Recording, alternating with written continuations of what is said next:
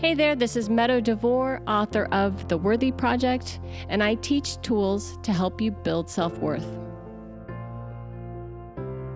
Today I'm going to talk about self-worth at work. And I want to start with what it looked like before I had really done what I call worthy work. Worked on my self-worth and really understood how self-worth actually grows or how it depletes. So, before this work, especially as a coach, I really overly identified myself with my achievements. And it's interesting when your business is literally your name and your logo is basically your face. It's hard not to do that. However, I know that I did this even when I was a secretary. I know that I did this when I was a piano teacher. I know that I did this even as a student when I was little. I was my achievements. I also saw myself as a failure I was the failure. The failure became me. So my before at work was really like, if I wasn't successful, that meant I personally was a bad person.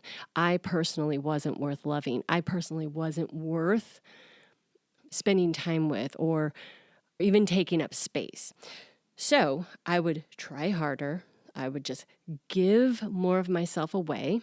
I would overwork myself completely all the time, over-deliver to the millionth degree, and hustle harder.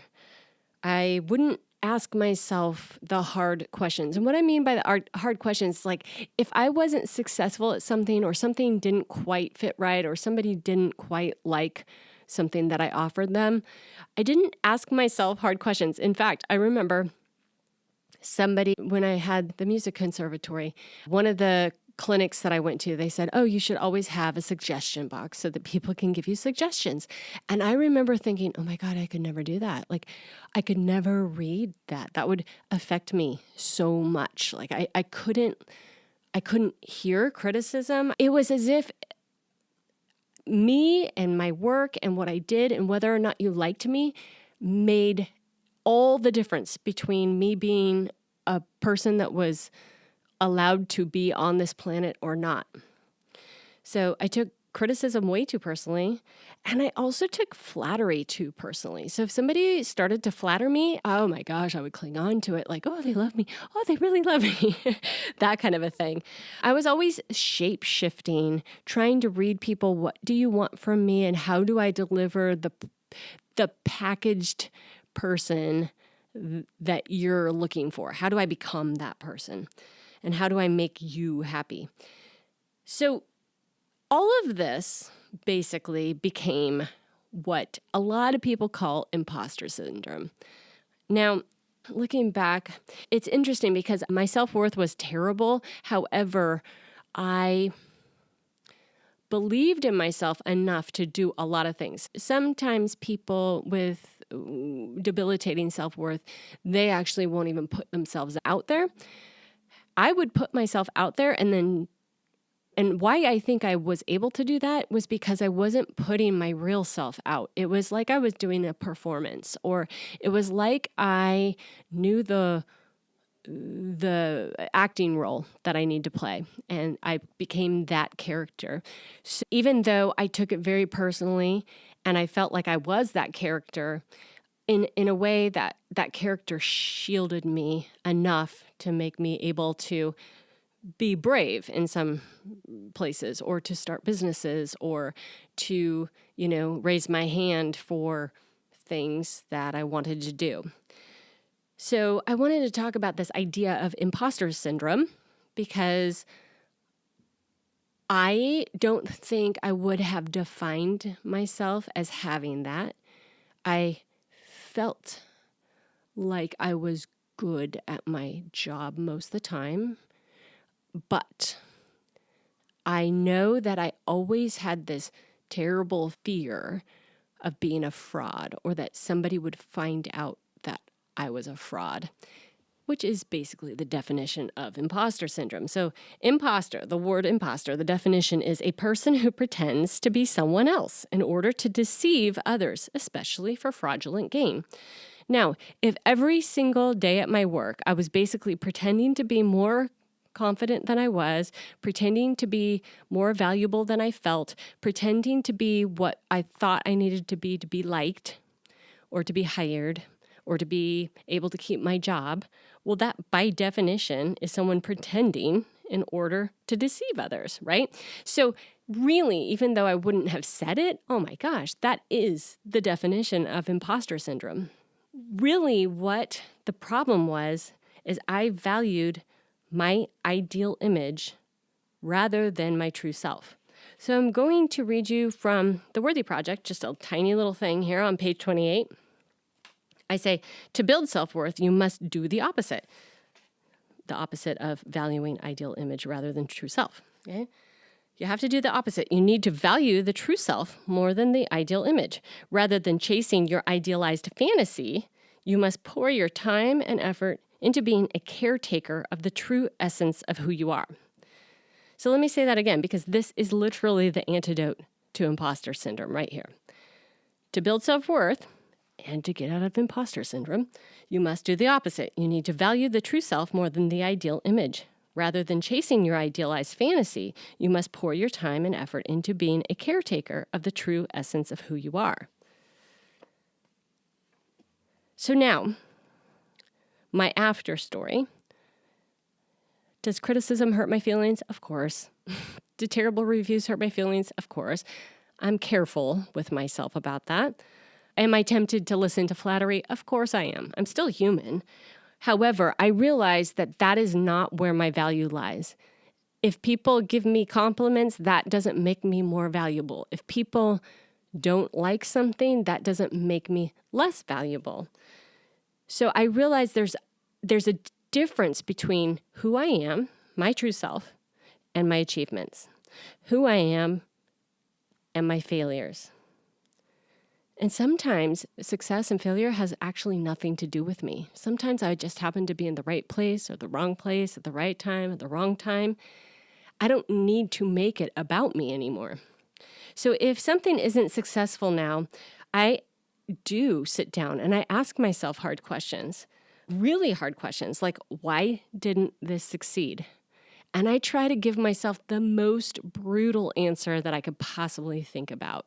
And this isn't to make myself feel bad, and it's not to berate myself, and it's not to beat myself up. It's actually to be real with myself. Why didn't it succeed?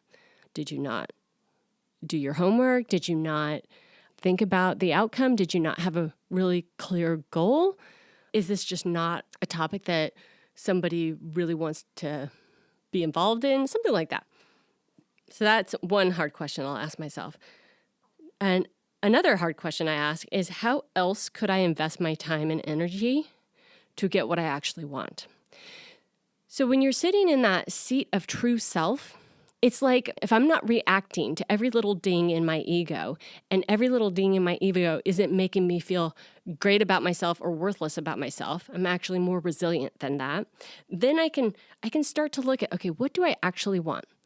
What do I actually value? What goal am I trying to really achieve here? And then, how can I invest myself in the best way possible to really create that outcome? What is the goal? Is the goal vanity goal? Is the goal a real goal? Is the goal something that feeds my soul? And then the last thing that I'll ask myself is, what feedback did I get? Now, that doesn't necessarily mean reviews or criticism or whether you had a great evaluation or something like that. It's more like the feedback that you got along the way. So at work, what kind of feedback are you getting? Are people afraid of you? Are people kind to you? Do they like your ideas? Do they want to participate with you? Do they want to collaborate? You're looking for that kind of energy, and make it not about whether or not you're worth something, because you're worth an infinite amount. You're infinitely valuable all the time. So if you just remove that from the equation, what feedback are you getting? Like I said, I was so afraid of having that suggestion box. And And it's a difficult thing to open yourself up to suggestion. It's a difficult thing to be able to hear that and not crumble when you're feeling bad about yourself. So I wouldn't say, oh, no, I just totally go read my reviews on Audible. No, I don't know that I'm strong enough to actually do that. And here's why. I could read 100 great reviews, but the one that sticks is the bad one. And in 100 reviews, you're always going to have a bad one. And I don't see that as being valuable to the work I want to do, nor to my overall life. However, if I do see something and that's valuable feedback, even if it might be considered negative, it's like, how can I use that? How can I use that to make what I offer better or to be able to deliver something more valuable?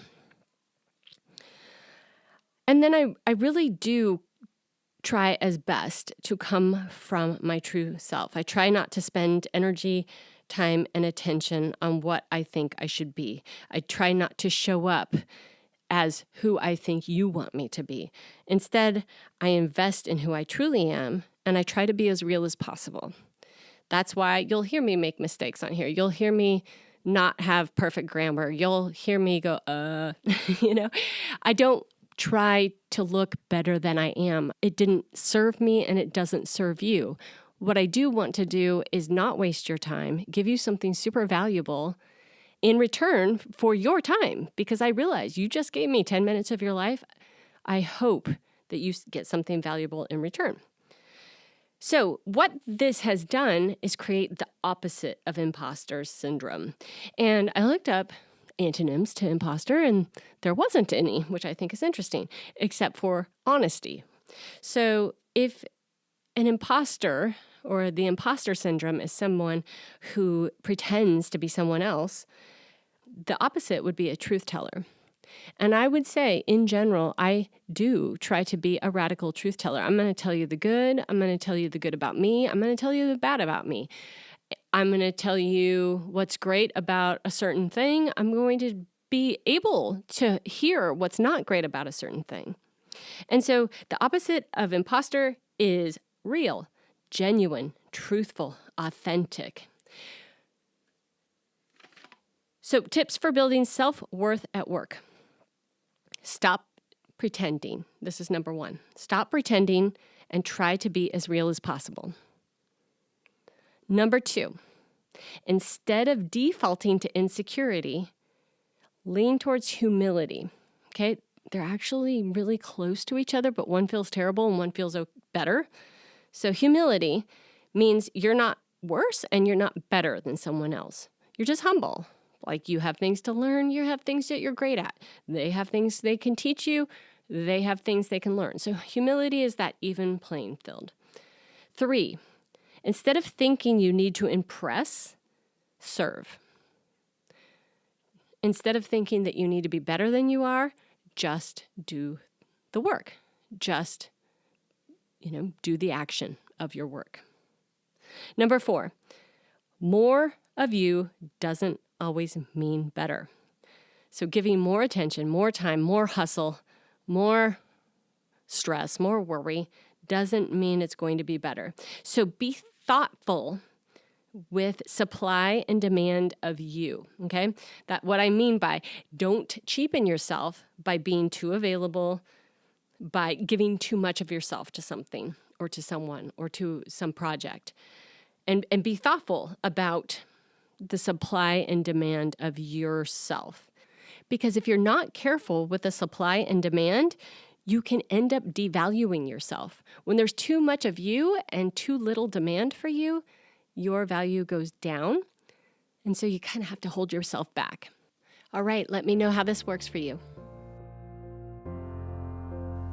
Thanks for listening, you guys. If you find this helpful, please share with your friends. And if you'd like to know more about me, my courses, my books, or about privately coaching with me, please go to my website, meadowdevore.com.